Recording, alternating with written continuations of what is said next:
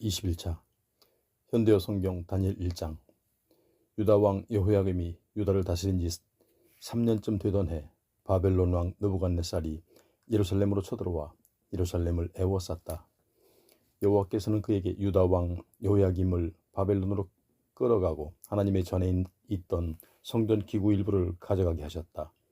느부갓네살은 포로들을 바벨론으로 끌고 갔으며 가져간 성전 기구를 신할 땅에 있는 자기 신전의 창고에 보관하였다. 느부갓네살 왕은 시종장인 아스부나스에게 명하여 끌고 온 이스라엘 사람 가운데서 왕족과 귀족 자제를 몇 명 뽑게 하였다. 곧 몸이 건강하고 잘생겼을 뿐만 아니라 교육을 많이 받아 사리에 밝으며 학문을 연구하는데도 손색이 없고 어떤 일이든 처리하는데 능숙한 젊은이들을 뽑게 하였다.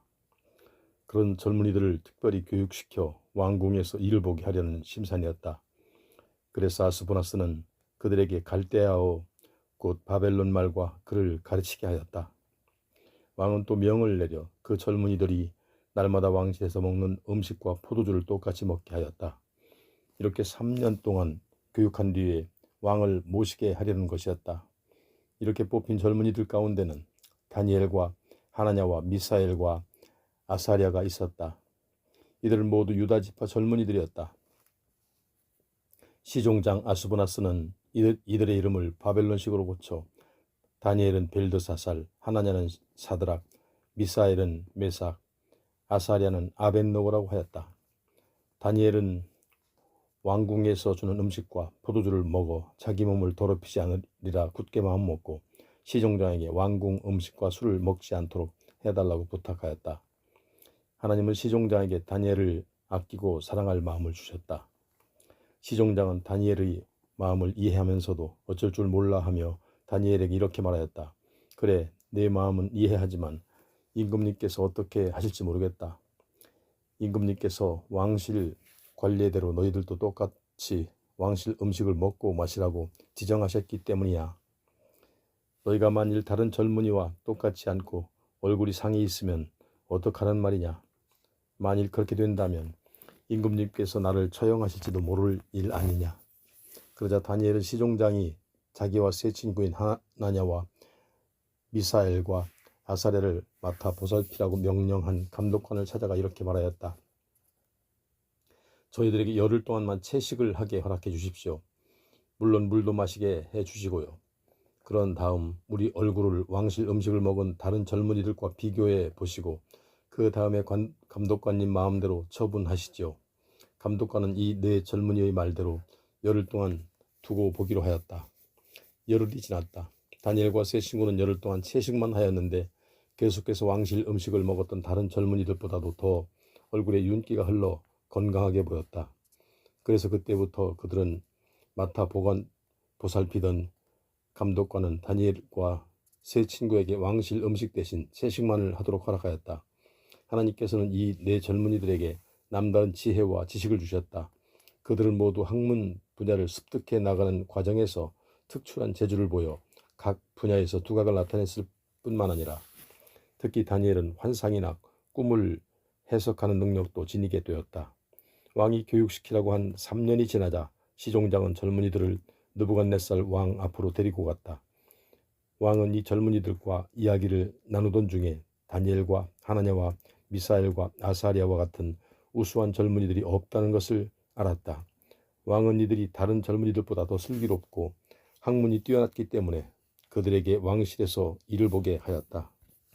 느부갓네살 왕이 이 네 젊은이에게 이런저런 분야를 물어보아도 그들은 나라 안에 있는 그 어떤 점쟁이나 마술사보다도 10배나 더 지혜롭게 대답하였다. 그래서 그들에게 왕실에서 일을 보게 한 것이다. 다니엘은 바사 왕인 고레스가 바벨론을 점령할 때까지 바벨론 왕실에서 일을 하였다. 2장. 느부갓네살 왕이 바벨론을 다스린 지 2년째 되던 해 어느 날 밤에 꿈을 꾸고 마음이 매우 심란하여 잠을 이룰 수가 없었다. 그래서 느부갓네살 왕은 자기가 꾼 꿈을 해몽하라고 점쟁이와 마술사와 점성가를 불러들였다. 그들이 왕 앞에 나아오자 왕은 그들에게 말하였다. 내가 지난밤에 꿈을 꾸었는데 도무지 마음이 심란하여 견딜 수가 없구나. 그 꿈이 무엇을 뜻하는지 말해다오. 그러자 점성가들이 아람 말로 아뢰었다. 임금님 만수무강하소서. 소인들에게 임금님께서 꾸신 꿈을 말해주시면 소인들이 해몽해 드리겠습니다. 왕이 점성가들에게 말하였다. 그렇게 할 수는 없다. 너희들이 내게 그 꿈까지 말해줘야 한다. 물론 해몽까지도 말이다. 만일 내가 꾼 꿈을 알아내어 해몽하지 못하면 너희 사지를 찢어버리고 또한 너희 집까지도 모조리 거름더미로 만들어버리겠다. 그러나 너희가 내가 꾼 꿈을 알아내어 해몽까지 해준다면 내가 푸짐한 상을 내리겠다. 또한 많은 상금도 주고 큰 영광도 누리게 하겠다. 자, 그러니 이제 내가 꾼 꿈을 말해보아라. 그리고 해몽도 해보아라. 그들이 다시 왕에게 아뢰었다. 임금님 아뢰옵니다. 임금님께서 꾸신 꿈을 말씀해 주소서. 그리하면 소인들이 임금님께서 꾸신 꿈을 해몽해 드리겠습니다. 그러자 왕이 입을 떼었다. 내가 분명히 말하지만 내가 꾼 꿈을 너희가 내게 말해 주어야 한다. 이제 보니 너희가 시간을 벌려고 이러고 있구나. 내가 꾼 꿈만이 아니라 해몽까지 하라고 내가 너희에게 이르지 않았더냐. 내가 생각을 바꾸기 바라고 있는 것이 아니냐. 내가 꾼 꿈을 말해 주어야만 너희가 내 꿈을 해몽할 수 있다는 것을 내가 알 것 아니겠느냐. 만일 내가 꾼 꿈을 알아내지 못할 때는 너희를 가차없이 처형해버리겠다. 시간이 지나면 상황이 바뀔 것이라는 생각으로 거짓말을 하거나 엉뚱한 말을 할 생각은 아예 하지도 말아라. 점성가들이 왕에게 대답하였다. 임금님, 이 세상에서 임금님께서 지금 아시고 싶어하는 것을 말씀드릴 사람은 아무도 없습니다.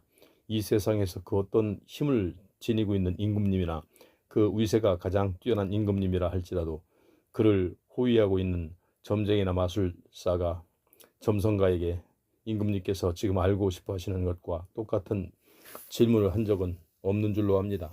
임금님께서 지금 알고 싶어 하는 것은 신들이 아니면 그 누구도 임금님께 말씀드리지 못할 줄로 압니다. 곧 이 세상에 살고 있는 인간은 그 누구도 대답해 드리지 못할 줄로 압니다. 그러자 왕은 분통이 터져 화를 벌컥 내며 바벨론 안에 있는 모든 현인들을 처형하라고 명령하였다. 현인들을 모조리 죽이라는 명령이 내려지자 다니엘과 그의 세 친구들도 이제 목숨을 잃을 수밖에 없었다.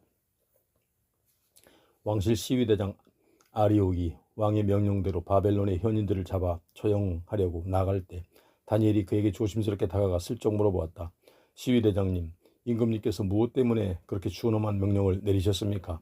시위대장이 그 자초지종을 일러주자 다니엘이 즉시 왕 앞으로 나아가 임금님, 말미를 주시면 임금님께서 꾸신 꿈을 알아내고 또한 해몽까지 해드리겠습니다 하고 간청하였다. 다니엘은 집으로 돌아와 세 친구인 하나냐와 미사엘과 아사리아에게 일이 이렇게 되었다고 말하였다. 그리고 그 친구들에게 하늘에 계신 하나님께 어여삐 보아달라고 기도드리며 하나님께서 그 꿈과 해몽까지 알려주셔서 자기들이 다른 현인들과 함께 처형당하지 않도록 간청하자고 일렀다. 그날 밤 다니엘이 기도하는데 하나님께서 환상을 보여주시면서 왕이 꾼 꿈의 비밀을 알려주셨다. 그래서 다니엘은 하늘에 계신 하나님께 찬양을 올렸다. 영원 무궁하도록 하나님을 찬양할지어다. 하나님은 참으로 지혜로우시다. 참으로 능력이 많으시다. 주께서는 때와 시대를 마음대로 움직이시는 분, 왕을 세우기도 하시고 패하기도 하시는 분, 지혜와 깨달음을 주시는 분도 하나님이시셔라. 깊이 숨겨진 일도 밝혀내시는 분, 어둠 속에 있는 것이라도 다 아시는 분, 환한 빛으로 주위를 비추시는 분, 네 조상들이 섬기던 하나님, 나 주님을 드높입니다. 나 주께 찬양을 드립니다. 주께서 내게 지혜를 주셨습니다. 주께서 내게 능력을 주셨습니다. 우리가 드린 기도를 들어주셨습니다. 왕이 꾼 꿈을 알려주셨습니다. 우리에게 그 꿈을 드러내 보이셨습니다. 다니엘은 아리옥에게로 갔다. 이 사람은 전에 바벨론의 현인들을 모두 처형하라는 왕의 명령을 받은 사람이었다. 다니엘이 그에게 말하였다. 부탁입니다. 바벨론 현인들을 처형하지 마십시오. 그리고 나를 임금님 앞으로 데려다 주시지요. 내가 임금님이 꾸신 꿈을 해몽해 드리겠습니다. 그러자 아리옥은 다니엘을 데리고 급히 왕에게 나아갔다. 임금님의 꿈을 알아내고 해몽까지 할 사람을 찾아냈습니다. 유다인 포로라고 합니다. 바벨론식 이름으로 벨드사살이라고 하는 다니엘에게 왕이 말하였다. 그래, 내가 꾼 꿈을 말하고 해몽도 하겠단 말이냐? 다니엘이 대답하였다. 임금님께서 알고 싶어하시는 것은 그 누구도 임금님께 말씀드릴 수가 없습니다. 그 어떤 마술사나 점쟁이나 점성가라도 말씀드릴 수 없을 것입니다. 너무도 비밀스러운 일이기 때문이지요.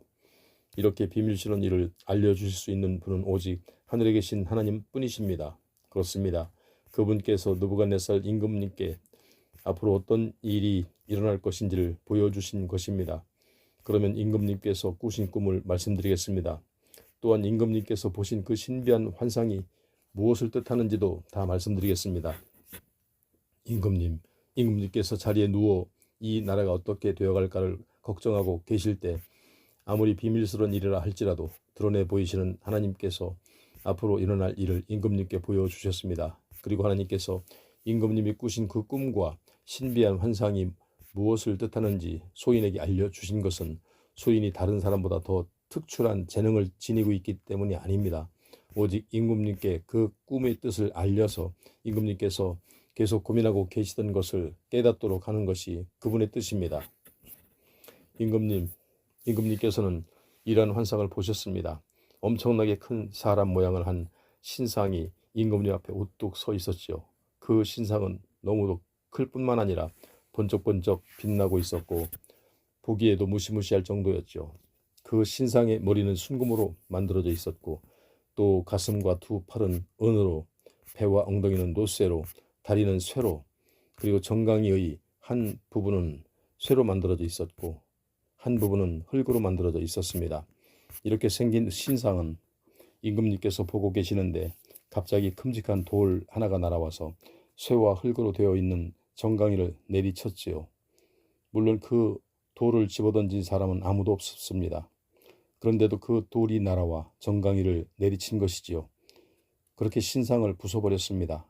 그러자 순금으로 된 부분, 은으로 된 부분, 노쇠로 된 부분, 쇠로 된 부분, 흙으로 된 부분이 모두 다 와르르 무너져 버렸습니다.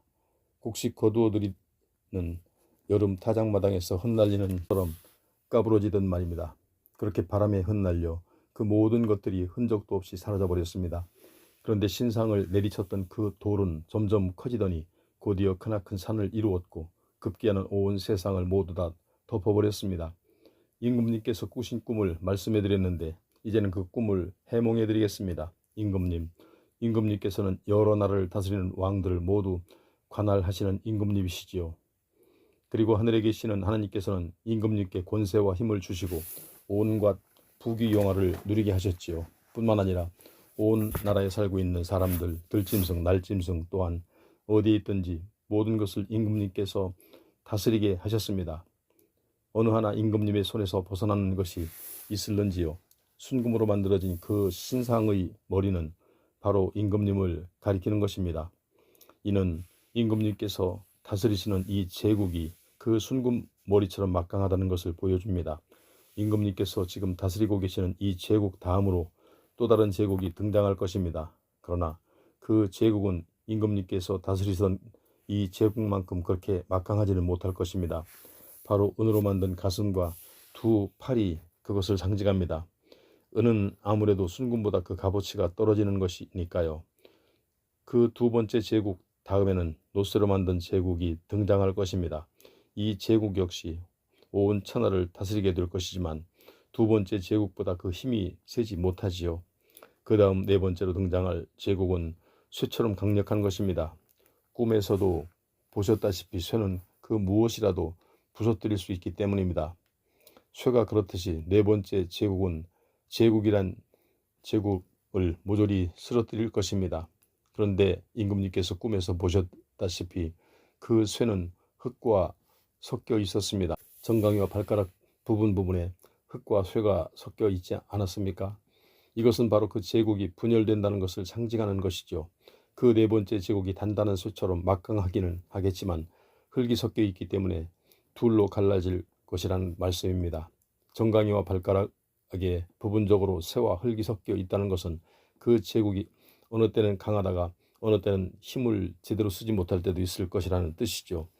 또 쇠와 흙이 섞여 있는 것은 그 제국의 왕족 가문이 다른 가문과 통혼하여 서로 잘 융합해 보려고 시도하는 것을 뜻합니다.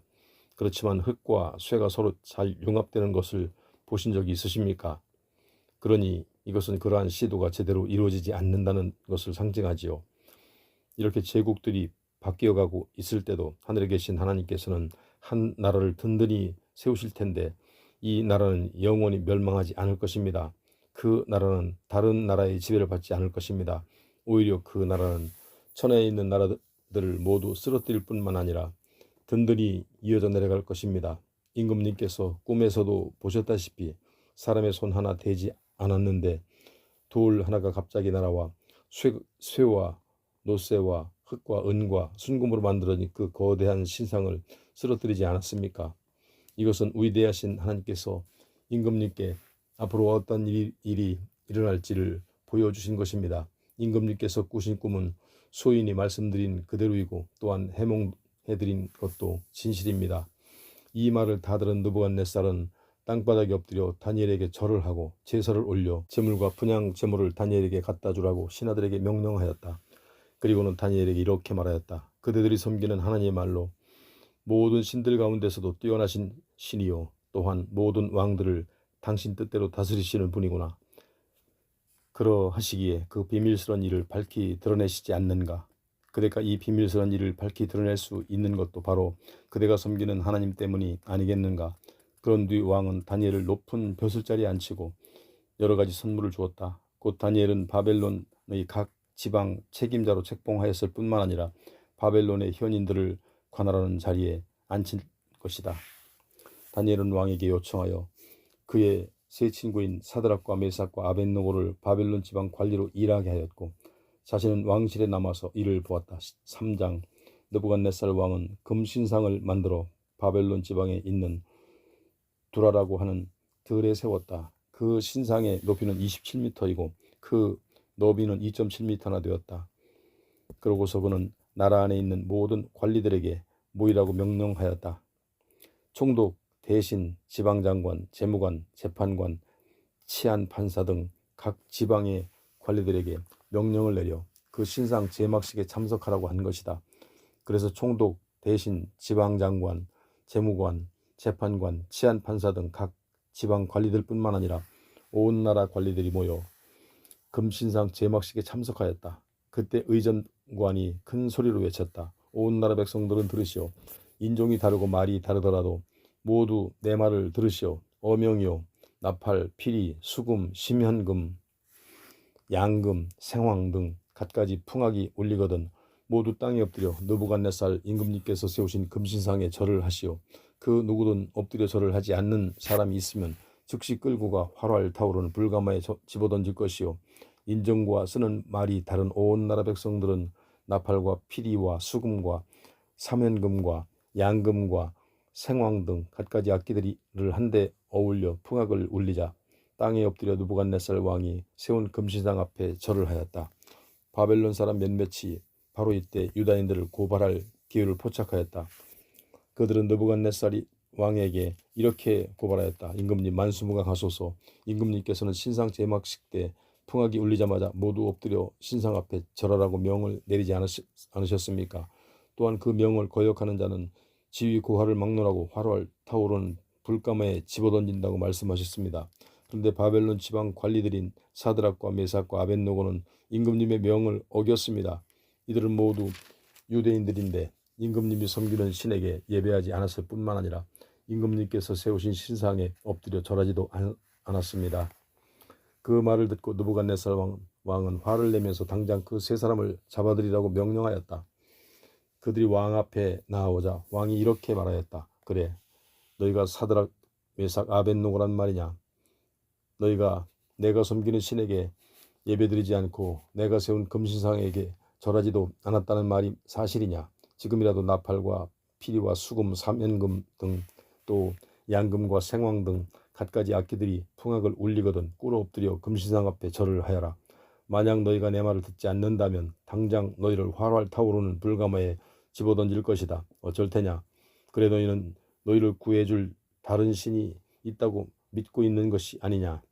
그러자 사드락과 메삭과 아벳노고가 대답하였다. 임금님께서 저희들에게 내리신 그 조건에 아무런 대답도 할 마음이 없습니다.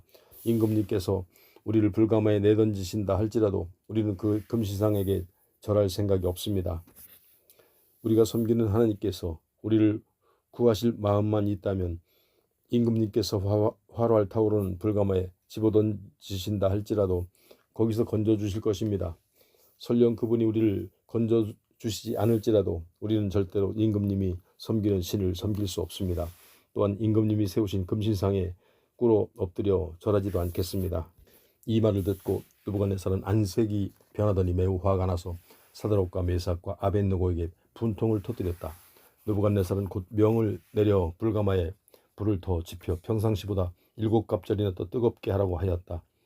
그러고는 자기 군대 가운데서 힘이 가장 센 군인들에게 명을 내려 그 세 사람을 꽁꽁 묶고 활활 타오르는 불가마에 집어던지라고 하였다. 그 군인들은 세 사람을 꽁꽁 묶었다. 물론 속옷과 바지와 도포를 입힌 채 묶었다. 그런 다음 그들을 활활 타오르는 불가마 속에 집어던졌다. 내 왕의 명령이 너무 엄하였고 불가마가 너무 뜨거웠기 때문에 사드락과 메삭과 아벳느고를 집어던졌던 군인들마저 그 불에 타 죽을 수밖에 없었다. 불이 그렇게 뜨거웠어도 감히 왕의 명을 거역할 수 없었던 것이다. 이렇게 사드락과 메삭과 아벳느고는 꽁꽁 묶인 채 활활 타오르는 불가마 속에 집어던져졌다. 그때 갑자기 느부갓네살이 깜짝 놀라 자리에서 벌떡 일어나며 신하들에게 소리 질렀다. 아니, 우리가 세 녀석을 꽁꽁 묶고 활활 타오르는 불가마 속에 집어던지지 않았더냐? 예, 임금님, 하라는 대로 하였습니다. 하고 신하들이 대답하자 느부갓네살이 또 말하였다. 그런데 어째서 저 불 속에 네 사람이 묶이지도 않은 채로 왔다 갔다 한단 말이냐? 아무데도 상한 데가 없이 보이는구나. 참 이상한 일도 있구나. 네 번째 사람은 꼭 천사같이 보이는구나. 느부갓네살이 자리에서 일어나 활활 타오르는 불가마 앞으로 다가가 소리쳤다. 사드락 메삭 아벳느고야, 지극히 높으신 하나님의 종들아, 이리로 나오너라. 그러자 그 세 사람이 불 가운데서 곧 걸어 나왔다. 지방 장관과 대신과 총독과 다른 관료들이 불가마에서 나온 그 세 사람을 자세히 살펴보았으나 아무런 이상이 없었다. 불에 상한 흔적이 전혀 찾아볼 수가 없었던 것이다. 머리도 걸리지 않았고 옷도 타지 않았을 뿐만 아니라 연기 냄새조차 나지 않았다. 그러자 왕이 입을 떼었다. 사드락과 메삭과 아벳느고가 섬기는 하나님을 찬양하여라. 바로 그분이 천사를 보내셔서 당신을 믿고 의지하는 이 사람들을 건져주셨구나. 이 사람들을 내 명을 거역하고 목숨을 내걸면서까지 내가 섬기는 신을 섬기지 않았을 뿐만 아니라 내가 세운 신상에 절하지도 않았다. 그러니 이제 내가 명을 내리노라. 그 어떤 사람이든 나라 안에 살고 있는 사람이면 인종이 다르고 쓰는 말이 다르더라도 사드락과 메삭과 아벳느고가 섬기는 하나님에 대해 불경스러운 말을 입에 담기라도 하는 자가 있다면 나는 그를 갈기갈기 찢어 죽일 것이다. 또한 그가 살던 집은 아예 부수어버려 쓰레기더미로 만들어버릴 것이다. 그래, 세상에 이와 같이 사람을 구해준 신이 어디 있느냐? 그러고 나서 느부갓네살은 사드락과 메삭과 아벳느고에게 바벨론 지방에서 지금까지 맡고 있던 벼슬보다 더 높은 벼슬을 주었다. 4장. 느부갓네살 왕은 제국의 백성들 즉 인종과 쓰는 말이 다른 각 민족에게 다음과 같은 어명을 내렸다. 천하에 살고 있는 그대들에게 평안이 있길 비노라. 한없이 높으신 참 하나님이 내게 놀라운 일과 이적을 베푸셨으니 나 이제 이 사실을 그대들에게 기쁜 마음으로 알리노라. 참으로 크도다. 그 놀라운 일, 하나님이 우리에게 보이신 그 일, 참으로 엄청나다. 그분이 베푸신 이적, 하나님이 영영 임금이시라. 언제나 언제까지나 다스릴지라. 나 느부갓네살은 지금까지 이 궁전에서 아무런 걱정 없이 살아왔다. 온갖 부귀 영화를 마음껏 누리며 살아온 것이다. 그런데 어느 날 밤 나는 잠자리에서 무서운 꿈을 꾸었다. 어쩌다 그 꿈이 뒤숭숭한지 나는 마음이 몹시 심란하여 바벨론에 있는 현인들이란 현인들을 모두 불러 모아 그 꿈을 해몽해 내라고 일렀다. 나는 내 앞에 모여든 점쟁이, 마술사, 점성가들에게 꿈 이야기를 들려주었다. 그러나 그들은 내 꿈 이야기를 듣고도 해몽하지 못하였다. 그러던 중 다니엘이라는 사람이 내 앞에 나타났다. 이 사람은 내가 섬기는 신의 이름을 따라 벨드사살이라고 불린다. 이 사람은 거룩한 하나님의 숨결이 휘감고 있는 사람인지라. 내가 꾼 꿈 이야기를 그에게도 들려주었다. 나는 이렇게 말하였다. 벨드사살아, 그들은 바벨론의 현인들을 모두 맡고 있는 사람이 아닌가. 그대에게는 거룩한 하나님의 숨결이 휘감고 있는 줄을 내가 알고 내가 꾼 그 꿈속에 담겨있던 비밀스러운 일도 모두 알아낼 수 있을 줄 아노라. 내가 꿈속에서 본 신비한 환상을 말해줄 테니 그것이 무엇을 뜻하는지 무엇을 상징하는지 내게 말하도록 하여라. 내가 잠자리에 들어 꾼 꿈속에서 본 환상은 이러한 것이었다. 땅 한가운데 크나큰 나무 한 그루가 서 있는 게 아닌가. 어찌나 크든지 이루 다 말로 표현할 수가 없을 정도였다. 그 나무는 점점 더 커지더니 급기야는 하늘까지 맞닿을 만큼 엄청나게 큰 나무가 되어 하늘 아래서 사는 사람이라면 그 누구라도 그 나무를 볼 수 있었다. 그 나무 잎사귀는 너무나 아름다웠고 그 열매는 세상 사람들이 모두 먹고도 남을 정도로 많이 열려 있었다. 그뿐 아니라 들짐승도 그 나무 그늘 아래서 편히 쉬기도 하였으며 하늘에 날아다니는 날짐승도 그 나뭇가지에 둥지를 틀 수 있을 정도였다. 또한 살아 움직이는 것이라면 무엇이든 그 열매를 따먹고 살았다. 내가 본 환상이 도대체 무엇일까 하고 한참 생각하고 있는데 하늘에서 거룩한 순찰자 하나가 내려오고 있었다. 그는 매우 신중하고 조심성이 많았다. 그런데 그가 이렇게 소리쳤다. 그 나무를 베어버려라. 가지를 찢고 잎사귀를 훑어버려라. 그 열매를 모두 따버려라. 나무 아래에서 쉬고 있는 들짐승도 모두 다 쫓아버려라. 나뭇가지에 둥지를 틀고 있던 날짐승도 모두 다 쫓아버려라. 그러나 그 구루터기는 그대로 두어라. 그 구루터기는 쇠줄과 노쇠줄로 꽁꽁 묶어두어라. 그렇게 풀밭에 그냥 내버려 두어라. 그것이 하늘 이슬에 젖게 그냥 두어라. 짐승과 어울러 지내게 놔두어라. 식물과 함께 지내게 그냥 두어라. 그 마음이 사람의 마음과 같지 않고 오히려 짐승 같은 마음을 지니게 하여라. 7해 동안 그렇게 지내게 하여라. 바로 이 결정은 거룩한 분들의 결정이다. 조심성 있고 늘 정신 바짝 차리고 있는 순찰자들의 명령이다. 사람들이 다스리는 천하 모든 나라가 모두 다 한없이 높으신 하나님 그분의 관할 아래 있다는 것을 보여주려는 것이다. 살아있는 사람이라면 누구에게라도 이 사실을 알려주는 것이다. 그리하여 당신 뜻대로 그 누구에게라도 나라를 맡길 수 있다는 것을 보이시려는 것이다. 지극히 보잘것없는 사람에게라도 그분은 세상 나라를 맡길 수 있다는 것을 보이시려는 것이다. 이상이 바로 내가 꾼 꿈이다. 벨드사사라. 그러니 이제 이 꿈이 무엇을 뜻하는지 무엇을 상징하는지 말해보아라. 이 나라의 그 어떤 현인도 이 꿈을 무엇을 뜻하는지 내게 말해주지 못하였다. 하지만 그대는 내게 말해줄 수 있으리라 믿는다. 그대는 하나님의 거룩한 숨결이 휘감고 있는 사람 아니냐. 그러니 어서 내게 말해보아라.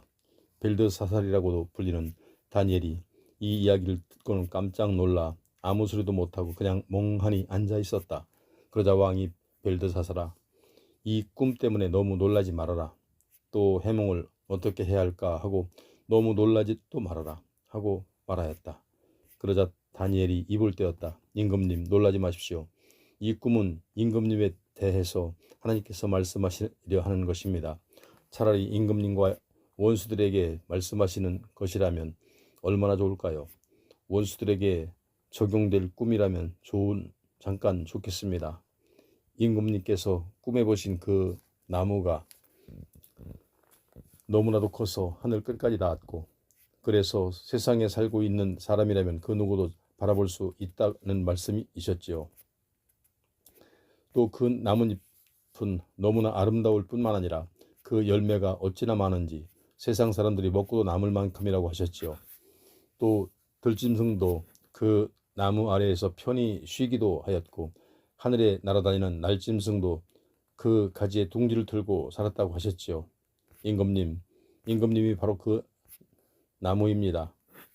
임금님께서 다스리시는 이 제국이 점점 힘이 세워져 그 끝이 하늘까지 닿을 만큼 엄청난 것이라는 뜻입니다.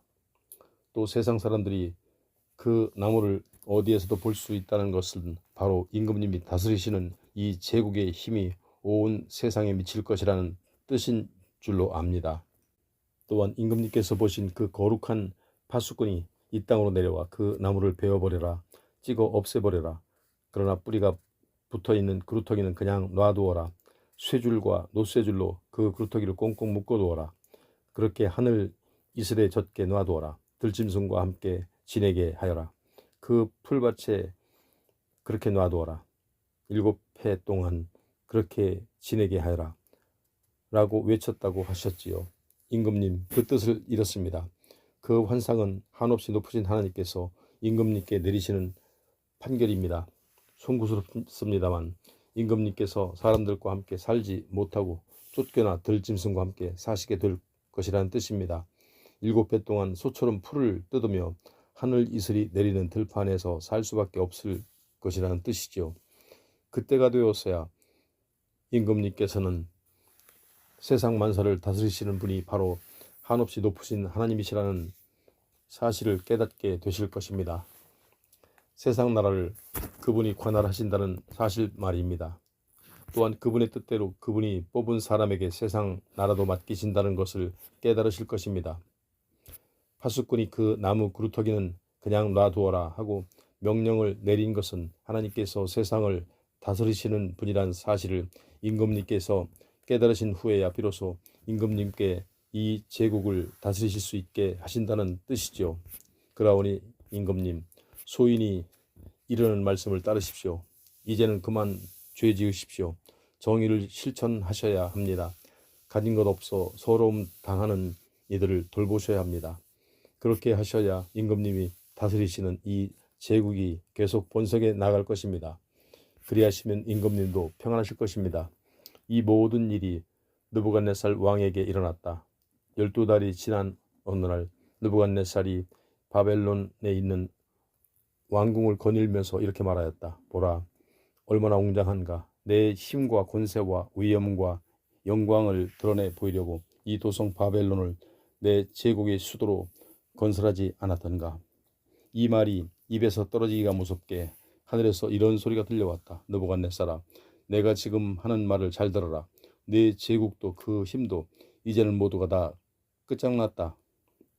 너는 이제 사람들이 사는 곳에서 쫓겨나 들짐승과 함께 들에서나 살게 될 것이다. 소처럼 풀이나 뜯어먹고 살 것이다. 7배 동안 그렇게 산 뒤에야 비로소 네가 한없이 높으신 하나님께서 세상 나라를 모두 관할하신다는 사실을 깨달을 것이다. 또한 너는 하나님께서 당신 뜻대로 뽑으신 사람에게 나라를 다스릴 권한도 내려주실 것이라는 사실도 깨달을 것이다. 이 말씀을 곧바로 이루어졌다. 느부갓네살에게 그 일이 그대로 일어난 것이다. 느부갓네살은 사람 사는 곳에서 쫓겨나 소처럼 들에서 풀을 뜯어먹고 살 수밖에 없었다. 그는 하늘에서 내리는 이슬을 맞으며 살아야 하였고 그의 머리카락은 독수리 깃털처럼 더부룩하게 자라났으며 그의 손톱과 발톱도 새 발톱처럼 자라났다. 왕이 말하였다. 7해가 지났을 때 내가 하늘을 쳐다보았더니 그제야 제정신이 들었다. 그래서 나는 한없이 높으신 하나님을 찬양하고 영원토록 살아계시는 그분에게 영광을 돌렸다. 주께서는 이 세상을 영영토록 다스리시는 분입니다. 주님의 나라는 한도 끝도 없습니다. 주께서는 땅에서 살고 있는 사람들을 하찮게 내려다보시지요.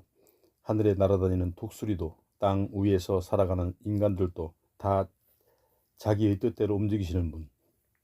그 누가 감히 주님의 뜻을 거스르랴. 주께서 하시는 일, 그 누가 감히 이러실 줄 있느냐고 입을 뗄 수 있으랴. 비로소 내가 제 정신이 들었을 때 내가 다스리던 이 제국의 영광과 위엄과 영예가 회복되었다. 나를 돕던 관료들과 귀족들도 모두 나를 환영하였고 내 왕권도 되찾았다. 나는 전에 누렸던 영예보다 더한 영예를 누릴 수 있었다. 그래서 나 느부갓네살은 이제 하늘에 계신 임금님께 찬양을 드리고 영광을 돌리노라. 그분을 드높이 기리노라. 그분께서 하시는 일을 다 올바르시다. 그분은 잘난 체하며 거만하게 목을 고추 세우며 살아가는 자들도 내리꺾으실 수 있는 분이다. 5장. 어느 날 밤 벨사살 왕은 귀족 1,000명을 자기가 베푼 성대한 잔치에 초대하여 함께 술을 마셨다. 벨사살 왕은 술을 마시다가 선왕 느부갓네살이 예루살렘 성전에서 가져온 금잔, 은잔 또 값진 그릇들을 내오게 하였다. 이는 왕이 그 잔과 그릇으로 잔치에 참석한 귀족들 또 자기 부인들과 소실들과 함께 술을 마시고 싶은 마음이 들어서였다. 이윽고 금잔과 그릇이 나오자 그들은 모두 그 잔과 그릇으로 함께 술을 마셨다. 그들은 술을 마시면서도 금, 은, 쇠, 노쇠 또 나무와 돌로 만든 신들을 찬양하였다. 그때였다. 갑자기 사람의 손가락 하나가 나타나 잔치를 벌이고 있던 그 왕궁의 벽면에 글자를 쓰기 시작하는 것이었다. 그 벽면 등잔에서 비춰오는 불빛으로 매우 환하였다. 왕은 글자를 쓰는 손가락을 보고 얼굴이 새파랗게 질려 있었다. 너무나 놀란 나머지 두 다리가 부들부들 떨렸다. 왕은 마술사와 점쟁이와 점성가들을 불러오라고 소리질렀다. 그들이 들어오자 왕이 말하였다. 그래, 너희들 중에 저 글자를 읽을 줄 아는 자가 있느냐? 아는 자가 있거든 내게 그 뜻을 알려주어라. 누구든 그 뜻을 알려주는 자에게는 왕족만이 입는 자주색 도포를 입혀주고 또 목에는 영예의 표시로 금목걸이도 걸어주겠다. 또한 이 나라에서 세 번째로 높은 자리에 앉혀주겠다. 왕실 현인들도 모두 그 자리에 들어왔으나 누구 하나 그 글자를 알아보고 왕에게 그 뜻을 말하는 자가 없었다. 벨사살 왕이 어쩔 줄 몰라 얼굴빛이 점점 더 노랗게 변하자 잔치에 초대받은 귀족들도 안절부절하지 못하였다. 태후가 왕과 귀족들이 법석 떠는 소리를 듣고는 잔치가 벌어진 연회장으로 들어섰다. 임금님, 만수무강하소서. 그렇게 허둥지둥하지 마소서. 또 그렇게 안색이 변하실 필요도 없을 듯합니다. 임금님께서는 다스리시는 이 제국에는 하나님의 거룩한 숨결이 휘감고 있는 사람이 있습니다.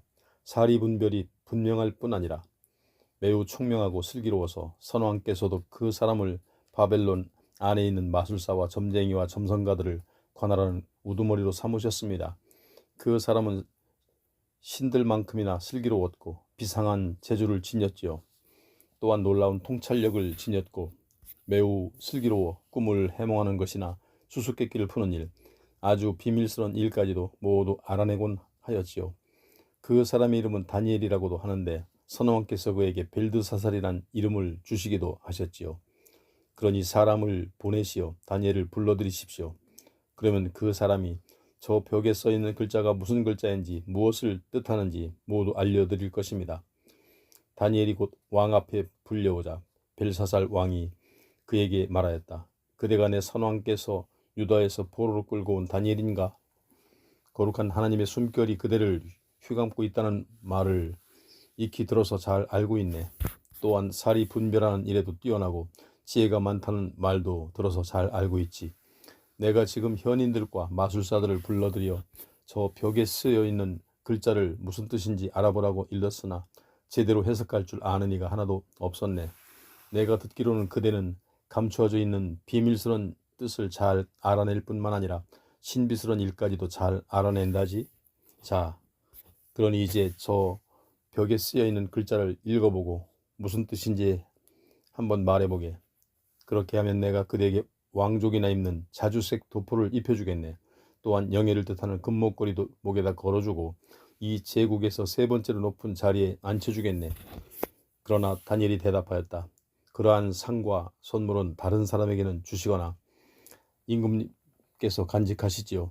나는 그저 임금님을 위해서 벽에 쓰여있는 글자를 읽고 그 뜻을 설명해 드리겠습니다. 한없이 높으신 하나님께서는 임금님의 선친이신 느부갓네살 임금을 위대한 왕이 되게 하셔서 온갖 존귀와 영광을 받게 하셨지요.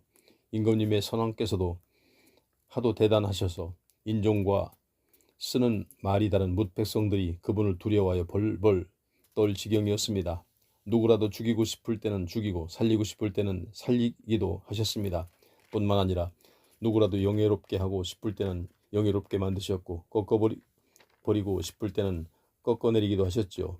이렇게 그분이 목을 고추 세우고 종횡무진 당신하고 싶은 대로 다 하셨고 또 너무나 잔인하고 거만하며 고집마저 세웠기 때문에 왕좌에서 쫓겨날 수밖에 없었지요. 결국 그 영광스러운 자리를 빼앗길 수밖에 없었던 거지요. 사람 사는 곳에서 함께 살지도 못하고 추방당하지 않았습니까? 그 처지가 들짐승과 하나도 다르지 않았지요. 들나귀와 함께 살아야만 하였고 소처럼 풀이나 뜯어먹으며 살았지요. 하늘에서 내리는 이슬을 맞으면서 어디 하나 피할 데 없는 들에서 밤을 보내기도 하였습니다. 결국 그분은 한없이 높으신 하나님께서 세상 나라를 다스린다는 사실을 깨달았습니다. 또한 하나님께서는 당신 뜻대로 사람을 뽑아 세상 나라를 다스리게 하신다는 사실도 깨닫게 되신 것입니다. 하지만 그분의 아들이신 임금님께서도 분명히 이 사실을 알고 있으면서 겸손하게 살아오지를 못하셨습니다. 오히려 하늘에 계신 주님을 거슬러 그분의 성전에서 쓰던 잔과 그릇들을 마구 탈취해 가지셨습니다. 임금님과 임금님께서 초대하신 귀족, 왕비, 소실 등들이 그 잔과 그릇으로 함께 술을 마시는군요. 도대체 그 신들이 눈이 있어 보기를 합니까? 아니면 귀가 있어 듣기를 합니까? 임금님이 살고 죽는 문제를 결정하시는 하나님, 임금님이 하시고자 하는 모든 일을 결정하시는 하나님을 존중하지 않으시는군요. 바로 그렇기 때문에 하나님께서 그 손이 나타나게 하시어 이러한 글을 쓰게 하신 것입니다. 어째서 그걸 깨닫지 못하십니까? 저 벽에 메네메네 데길 우바르신이라고 쓰여 있군요. 메네라는 말은 숫자라는 뜻입니다. 숫자라는 말이 가리키는 뜻은 하나님께서 임금님의 나라가 지속될 횟수를 세고 계신다는 것입니다. 언제 끝내버리실까 하고 계신다는 뜻이죠. 그 다음 데겔이란 말은 무게라는 뜻이죠. 이 무게라는 말이 가리키는 뜻은 임금님을 하나님이 가지고 계신 저울에 달아보니 너무 가볍다는 뜻입니다. 우는 그리고 라는 뜻이며 마지막으로 베레스라는 하는 말은 분열이라는 뜻입니다. 다시 말씀드려서 임금님이 다스리고 계신 이 제국이 두 동강이 날 것이라는 뜻이죠. 또 메대와 바사로 갈라질 것이라는 말입니다. 이렇게 말을 끝내자 곧바로 벨사살 왕은 다니엘에게 왕족이나 입는 자주색 도포를 입히게 하였고 영예를 뜻하는 금목걸이를 목에 걸어주도록 명령하였다. 물론 그 제국에서 세 번째로 높은 자리도 마련해 주었다. 그날 밤 바벨론 왕 벨사살은 살해되었고 메대 사람 다리오가 그 제국을 다스릴 왕권을 거머쥐었는데 이때 다리오의 나이는 62세였다. 6장 다리오는 자기가 다스리게 된 제국을 120지방으로 나누어 120명의 지방 장관을 각각 임명하여 온 제국을 다스리게 하였다.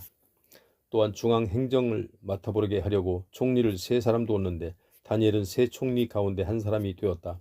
120명의 지방 장관을 각각 그 담당 총리에게 지방 일을 보고해야 하고 그 총리들은 또한 보고받은 각 지방 일을 왕에게 보고하였다. 이렇게 온 제국 안에서 일어나는 일을 왕이 잘 알아 아무런 문제가 없게끔 조직을 갖추게 한 것이다. 이 일을 처리하는 과정에서 드러난 사실은 다니엘이 다른 총리들이나 지방 장관들보다도 훨씬 더 일을 잘한다는 것이었다. 이는 그가 사리 분별이 분명하고 또 일을 처리하는 데에도 매우 신속하였기 때문이다. 그래서 왕은 제국 전체를 다니엘에게 맡겨 일을 보게 하려고 마음먹었다. 이러한 사실을 눈치챈 다른 총리들과 지방 장관들은 나란 일을 처리하는 과정에서 어떻게 하면 다니엘을 걸고 넘어져 고소할 수 있을까 하고 모함하기에 골몰하였다. 하지만 아무리 허물을 찾아내려 해도 또 잘못을 발견하려고 해도 도무지 찾아낼 길이 없었다. 다니엘이 나라 일을 보는 과정에서 도무지 잘못을 저지르지 않고 또한 허물이 될 만한 일을 전혀 하지 않은 까닭이다. 그러자 사람들 간에는 다니엘에 대해 이런 말이 오갔다. 다니엘을 걸고 넘어지려면 다른 일을 가지고는 도저히 불가능하다. 그러니 이제 그가 믿는 종교에 대해서 시비를 걸어야 무슨 빌미라도 얻을 수 있을 것이다. 그래서 총리들과 지방 장관들은 다니엘을 고소할 빌미를 함께 모여 의논하고는 왕 앞으로 나아가 이러한 건의를 올렸다. 임금님 만수무강하소서.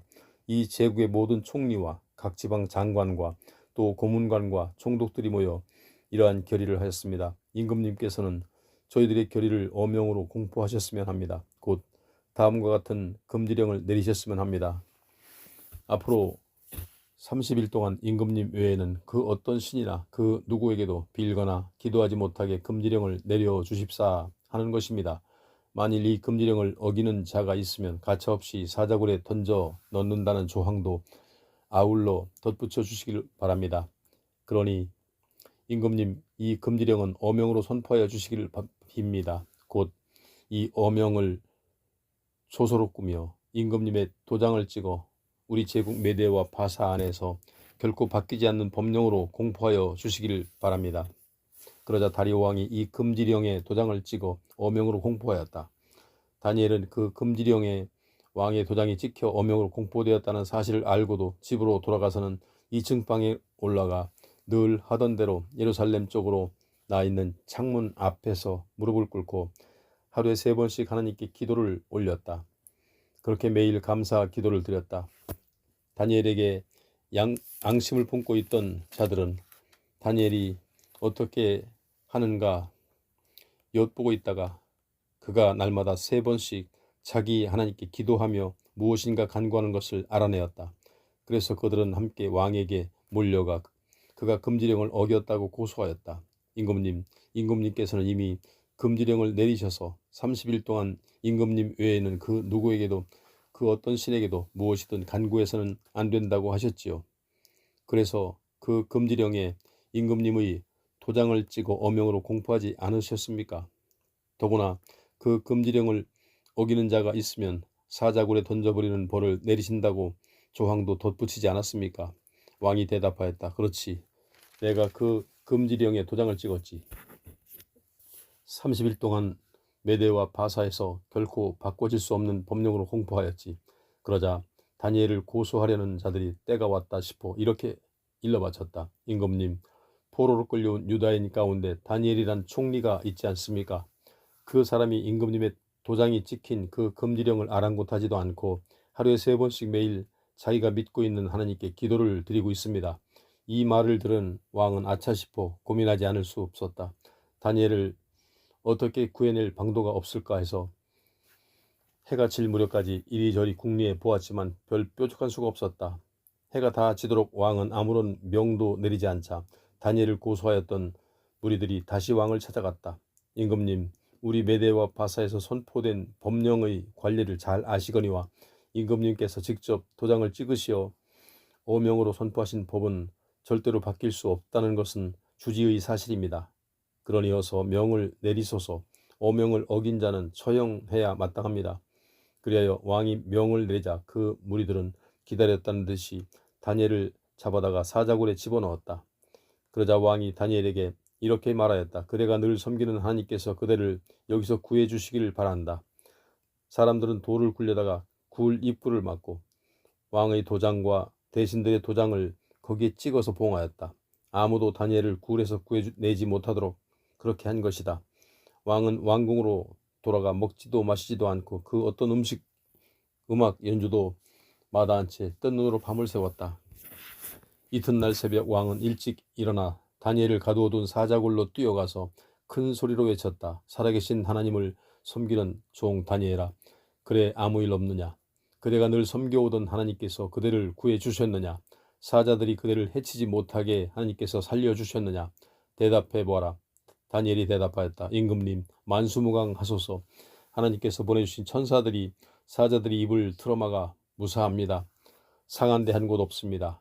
내가 아무런 잘못도 저지르지 않았다는 것이 이것으로 분명하지 않습니까? 임금님, 나는 또 임금님께도 어떤 잘못을 하지 않았습니다. 내가 임금님께 해를 끼친 적이 있었습니까? 이 말을 듣고 왕은 너무나 기뻐 다니엘을 사자굴에서 끌어올리라고 명하였다. 다니엘을 굴에서 끌어올려 보니 정말 어디 상한 곳 하나 없이 멀쩡하였다. 이것은 다니엘이 하나님을 굳게 믿고 의지했기 때문이다. 왕은 명을 내려 다니엘을 고소한 자들을 모두 잡아들이라고 하였다. 다니엘을 고소한 자들 뿐만 아니라 그들의 아내와 자식들까지도 모조리 잡아들여 사자들이 우글거리는 굴 속에 집어던지도록 하였다. 그들 몸이 사자굴 바닥에 닿기도 전에 사자들이 그들에게 달려들어 뼈까지 씹어 삼켜버렸다.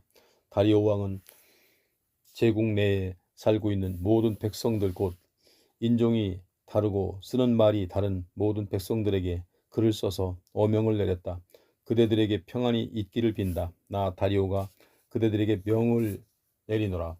내가 다스리는 제국 안에 살고 있는 모든 백성은 하나도 빠짐없이 다니엘이 섬기는 하나님을 두려워하는 마음으로 섬겨라. 그분은 살아계시는 하나님, 영원히 이 세상을 다스리시는 분이니 그분의 나라는 결코 망하지 않으리라. 그분의 권세는 결코 꺾이지 않으리라. 그분은 사람을 건지시는 분, 사람을 구해내시는 분, 하늘에서든 땅에서든 이적을 베푸시는 분, 놀라운 일을 일으키시는 분, 바로 그분께서 다니엘을 구해내셨다. 사자굴에서 아무 흠도 없이 건져내셨다. 다니엘은 다리오 왕이 다스리던 시대와 바사 왕 고레스가 다스리던 시대에도 많은 존경을 받으며 살았다. 7장. 바벨론 왕 벨사살 1년 어느 날 밤에 다니엘은 꿈에서 신비한 환상을 보았다. 그는 그 꿈에서 본 것을 이렇게 적어두었다. 내가 그날 밤 꿈속에서 보았던 환상은 다음과 같다. 바람이 사방에서 갑자기 불어와 바다는 미친 듯 춤을 추고 있었다. 그때 바다 한가운데서 엄청나게 큰 짐승 4마리가 올라왔다. 그 4마리 짐승은 제각기 생긴 모습이 서로 달랐다. 첫 번째 짐승은 사자처럼 생겼는데 어깨 쭉지에는 날개가 달려 있었다. 그 날개는 독수리의 날개 같았다. 내가 그 짐승을 찬찬히 바라보고 있는데 그 짐승의 날개가 뽑혀나가고 그 짐승이 땅에 우뚝 서더니 사람처럼 서 있는 것이 아닌가. 그런 뒤 그 짐승이 사람의 마음을 갖게 되었다. 두 번째 짐승은 곰과 같이 생겼는데 뒷다리 둘로 몸을 지탱하고 서 있었다. 그 이빨은 갈비뼈 3개를 물고 있었는데 그때 이런 소리가 들려왔다. 어서 먹을 수 있는 만큼 실컷 고기를 먹어라. 내가 찬찬히 바라보고 있는데 또 다른 짐승이 나타났다. 그 짐승은 꼭 표범처럼 생겼으나 등짝에는 날개가 4개 달려 있었다. 그 날개는 꼭 새의 날개와 같았다. 또한 그 짐승의 머리는 4개나 되었으며 그 짐승에게는 크나큰 권세가 주어졌다. 계속해서 바라보고 있는데 4번째 짐승이 나타났다. 그 짐승은 엄청나게 힘이 세어 보였고 또 무시무지하게 생겨 공포감을 주었다. 그 짐승은 엄청나게 큰 쇠 이빨로 자기가 잡은 먹이를 부러뜨려 먹었으며 남은 것은 짓밟기도 하였다. 다른 짐승과는 달리 이 4번째 짐승은 뿔이 10개나 달려 있었다. 내가 그 뿔을 찬찬히 바라보고 있는데 뿔 사이에서 자그마한 뿔 하나가 돋아나고 있었다. 그러자 이미 나 있던 뿔 3개가 뽑혀나갔다. 이 작은 뿔은 사람의 눈과 입을 지니고 있었는데 그 입으로는 다른 것을 우습게 여기고 뻐기면서 흥얼거렸다. 내가 또 바라보고 있는데 어떤 곳에 보좌가 여러 놓여 있었다. 그런데 영원히 살고 계신 분께서 그 가운데 한 보좌에 앉아 계신다. 그분이 입고 계신 옷은 눈과 같이 무척 희었으며 그분의 머리카락은 아주 깨끗한 양털과 같았다. 앉아 계신 보좌는 불붙은 듯한 바퀴가 달려 있었고 그 보좌에도 바퀴처럼 활활 불이 이글거리고 있었다. 그리고 그 보좌에서는 온통 불바다를 이룬 시내가 뻗쳐나오고 있었다. 그분을 모시고 서 있는 사람들은 수천 명이나 되었으며 그분 앞에도 이루다 헤아릴 수 없을 만큼 많은 사람들이 서 있었다. 그런데 거기서 법정이 열렸고 책이 펼쳐져 있었다. 내가 또 바라보고 있는데 그때도 조금 전에 말한 작은 뿔이 여전히 허풍을 떨며 잘난 듯 큰 소리를 지르고 있었다. 그러는 사이에 그 4번째 짐승이 살해당하였고 그 몸뚱이는 타오른 불 속에 던져졌다. 나머지 다른 짐승들은 가지고 있던 권세를 빼앗겼으나 그 목숨만은 일정 기간 동안 부지하도록 허락받았다. 그날 밤 내가 그 신비한 환상을 보고 있는 동안 사람같이 생긴 이도 볼 수 있었다. 그는 구름에 휩싸여 영원히 살아계시는 분 앞으로 인도되어 그분 앞에 섰다. 그분은 그에게 권세를 주셨고 존경받게도 하셨으며 나라도 다스린 고난을 주셨으므로 뭇 백성들 곧 인종이 다르고 쓰는 말이 다른 온 백성들이 모두 다 그를 섬겨야만 하였다. 그의 권세는 언제까지나 지속될 것이며 그가 다스리는 나라는 끝이 없이 계속될 것이다. 나는 그날 밤 이 환상을 보고 놀라지 않을 수 없었다. 정말 무척 번민하였다. 말할 수 없이 괴로웠기 때문이다. 그래서 그분을 모시고 서 있는 사람 가운데 한 사람을 붙들고 도대체 이 모든 것이 무엇을 뜻하는 것이냐 하고 물어보았다. 그랬더니 그 사람이 그 환상의 뜻을 내게 알려주었다. 그 엄청나게 큰 네 짐승은 앞으로 이 세상에 등장한 네 나라를 가리킨다. 즉 한없이 높으신 하나님을 섬기는 백성들이 그 나라를 물려받아 영원토록 이어나갈 것이라는 뜻이다. 이렇게 나는 그 대강의 뜻을 알기는 하였으나 더 자세히 알고 싶었다. 네 번째 짐승이 다른 짐승들과 똑같지는 않고 다르게 생긴 것이라든가 또 무시무시하게 생긴 그 짐승이 노쇠로 된 발톱과 새로 된 이빨로 그 먹이를 부서뜨려 먹으며 남은 것을 발로 짓밟는 것이 무엇을 뜻하는지 그 내용을 알고 싶었다. 또한 그 머리에 뿔이 10개나 달린 것이라든가 새로 뿔이 자라나자 다른 뿔 3개가 뽑혀나간 것, 그 새로 난 뿔에 눈과 입이 달려 있어 남을 우습게 여기고 허풍 떨며 큰 소리 치는 것 등이 무엇을 뜻하는지, 또 그것이 다른 것보다 훨씬 더 무시무시해 보이는 이유가 무엇인지 무척 궁금하였다. 내가 바라보고 있는데 지금 궁금해하였던 그 뿔이 하나님의 백성에게 싸움을 걸어 그 백성을 정복하였다. 그러나 때가 이르자 영원히 살아계신 하나님이 오셔서 자기 백성을 편들어 주시고 그들에게 나라를 되찾아 주셨다. 다음은 내가 그 환상의 뜻을 들은 내용이다. 네 번째 짐승은 그 세상에 등장할 네 번째 제국을 가리킨다. 이 제국은 앞에서 등장하였던 다른 제국과는 다를 것이다. 이 제국은 온 세상을 마구 부수고 짓밟을 것이다. 그 열뿔은 그 제국을 다스릴 10명의 왕을 가리킨다. 그 뒤에 또 왕이 등장할 텐데 그 왕은 앞서 등장하였던 왕들과는 다른 면모를 보일 것이며 나라 왕을 뒤집어 엎을 것이다. 그 왕은 한없이 높으신 하나님을 거슬러 함부로 입을 놀릴 것이며 또한 하나님을 섬기는 백성들을 말도 못하게 짓누를 것이다.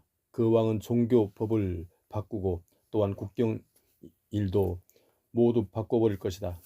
이렇게 하나님의 백성은 그 왕의 압제 아래서 한 해와 두 해와 반, 그러니까 3년 반을 살아야만 할 것이다. 그런 다음 하늘 법정에서 재판이 열려 그 왕의 권세를 모조리 빼앗아 버릴 것이다. 결국 그 왕은 완전히 망할 것이다. 이렇게 이 땅에 있는 모든 나라가 지니고 있는 권세와 온갖 위엄과 영화는 한없이 높으신 하나님의 백성에게 주어질 것이다. 하나님의 백성이 살아갈 그 나라는 영원히 끝나지 않으리라. 세상의 모든 통치자들이 하나님의 백성을 섬기리라. 하나님의 백성에게 굴복하리라. 이상이 그 환상의 내용이고 그 뜻풀이를 들은 내용이다. 나는 너무나도 깜짝 놀라 얼굴빛마저 노랗게 변할 정도였지만 이 모든 일을 내 마음 속에 깊이 간직하였다. 8장. 벨사살 왕이 바벨론을 다스린 지 3년째 되던 해, 나 다니엘은 두 번째 환상을 보았다. 환상 속에서 나는 매우 놀랐다. 내가 엘람 지방에 있는 수사 성읍에 있는 게 아닌가. 나는 을레 강가에 서 있었는데 그 강가에는 뿔이 2개 나 있는 순양 한 마리가 있었다. 두 뿔은 모두 길었으나 한 뿔이 더 길었다. 더 긴 뿔이 나중에 난 것이다. 그 양이 뿔로 서쪽과 북쪽과 남쪽을 마구 쳐받지 않는가. 그 어떤 짐승도 그 양에게 대항할 수 없었으며 어느 누구도 그 양을 붙잡을 수 없었다. 그 양은 자기 하고 싶은 대로 마구 움직였는데 정말 그 모습은 뭐라 표현할 수 없을 만큼 방자하였다. 도대체 이것이 무엇을 가리키는 것일까 하고 한참 생각하고 있는 사이에 서쪽에서 순념소 한 마리가 마구 질주해 오고 있었다. 어찌나 빨리 내달리는지 그 다리가 땅바닥에 닿을 여유조차 없었다. 그 염소는 두 눈 사이에는 뿔 하나가 우뚝 솟아 있었다. 그 염소는 내가 강가에서 보았던 그 양쪽으로 온 힘을 다하여 뛰어갔다. 내가 자세히 바라보니 그 염소는 무척 화가 나서 양을 후려쳐 쓰러뜨리고 양의 머리에 난 두 뿔을 부서뜨려 버렸다. 양은 대항할 아무런 힘도 없어 땅바닥에 나동그라져 짓밟혔다. 그러나 그곳에는 그 양을 구해주리 하나도 없었다. 염소는 점점 그 기세가 등등해졌다. 정말 말이 아니었다. 그러나 한참 힘을 쓰다가 그 웹뿔이 부러지고 말았다. 그러자 뿔이 부러진 그 자리에서 4개의 뿔이 서로 다른 4방향으로 돋아났다. 그 가운데 뿔 하나에서 또 작은 뿔 하나가 돋아나와 남쪽과 동쪽으로, 그리고 약속된 아름다운 땅이 있는 쪽으로 힘차게 뻗어나갔다. 그 뿔은 점점 더 커서 힘이 세워졌다. 어찌나 힘이 세워졌던지 하늘 군대까지 공격하고도 남을 만큼 힘이 세워진 것이다. 결국 그 뿔이 하늘 군대뿐 아니라 별들까지도 땅바닥에 내동댕이 치고 마구 짓밟았다. 더구나 이 뿔은 하늘 군대를 관할하고 있는 주님까지 업신여겨 그분께 날마다 드리는 제사도 드리지 못하게 하였으며 성전까지 더럽혔다. 그리하여 백성들은 날마다 그분께 제사를 드리기는커녕 악행을 일삼았다. 이렇게 참된 믿음이 땅바닥에 곤두박질 쳤다. 그런 가운데서도 그 뿔은 하는 일마다 거침없이 잘 되어나갔다. 이때 나는 하늘이 보낸 거룩한 이 둘이 서로 주고받는 말을 들었다. 환상에서 본 이 일들이 언제까지 계속될까? 날마다 제사를 올리지 않고 언제까지 계속해서 죄만 저렇게 종횡무진 만연할까? 언제까지 저렇게 하늘의 군대와 성전이 짓밟히고 더러워질까? 그러자 다른 이가 말을 이었다. 아침 저녁 제사를 2300일 동안은 올리지 않을 거야. 그때가 지나서야 성전이 다시 복구되겠지. 나 다니엘이 이 환상이 도대체 무엇을 뜻하는지 알고 싶어 하였을 때 갑자기 어떤 사람이 내 앞에 와 서는 것이었다. 그때 을레강 너머에서 크게 외치는 소리가 들려왔다. 가브리엘아, 그 사람이 본 환상이 무엇을 뜻하는지 그에게 설명해 주어라. 가브리엘이 내 곁에 와서 섰을 때 나는 갑자기 깜짝 놀라고 무서워 땅바닥에 엎드렸다. 그러자 그가 입을 열었다. 사람아, 네가 본 환상이 무슨 뜻인지 이제 깨달아라. 그 환상은 이 세상의 끝에 대한 것이다. 그가 말을 계속하는 동안 나는 의식을 잃고 땅바닥에 쓰러져 버렸다. 그러자 그는 나를 일으켜 세워 2발로 서게 하고는 말을 이었다. 하나님께서 분노하시면 그 결과가 어떻게 되든지 내게 보여주리라. 네가 본 환상은 세상의 끝날이 되면 어떻게 될는지 보여주는 것이다. 너는 2뿔을 지니고 있는 양을 보지 않았느냐? 그 2뿔은 메대와 바사 2왕국을 가리키는 것이고 털이 수북하게 난 염소는 그리스를 가리키는 것이다. 그리고 그 염소의 2눈 사이에 우뚝 솟아있는 뿔은 그리스의 첫 번째 왕을 가리킨다. 첫 번째 뿔이 부러지고 곧이어 돋아난 4뿔은 4왕국을 가리키는데 이는 그리스가 4나라로 분열된다는 것을 가리킨다. 그리고 그 나라들은 첫 번째 왕이 다스릴 때와 때의 나라보다 훨씬 힘이 약해질 것이라는 뜻이다. 그 왕국은 어찌나 못된 짓만 일삼았던지 결국은 멸망하게 될 것이다. 그 4왕국의 때가 거의 다 되었을 무렵 매우 못되고 타락하고 못된 흉계만을 꾸밀 왕이 등장할 것이다. 그 왕은 점점 힘이 자라나 매우 막강해질 것이지만 그 스스로의 힘으로는 그렇게 되는 것이 아니다. 그 왕은 무시무시한 파괴의 행위를 서슴지 않고 자행할 것이고 자기 하고 싶은 대로 행동할 것이다. 그는 힘이 강한 자들까지도 마구 두들기며 심지어 하나님의 백성들까지도 여지없이 없애버릴 것이다. 어찌나 교활한 녀석이었던지 매우 흉측한 계획을 짜내어 국내에 낸 일마다 착착 진행해 나갈 것이다. 얼마나 자신만만하고 못된 녀석이었던지 아무런 말도 하지 않고 수많은 사람들을 쳐 죽이며 심지어는 모든 왕 가운데서 가장 위대한 왕까지도 우습게 여길 것이다. 그러나 그는 사람의 손 하나도 까닥하지 않고 쓰러지고 말 것이다. 아침 저녁 제사에 대해 내가 본 환상은 분명히 사실이다. 이 환상은 분명히 일어날 것이다. 그러니 그 환상을 마음속에 간직해 두어라. 아무래도 오랜 뒤에나 일어날 일이니까. 나는 이러한 일을 경험하고 나서 너무나 충격을 받아 여러 날 동안 몸주어 누워 있을 수밖에 없었다. 곧 자리에서 일어나 왕이 내게 분부한 일을 보면서도 내가 보았던 그 환상 때문에 어리둥절할 수밖에 없었다.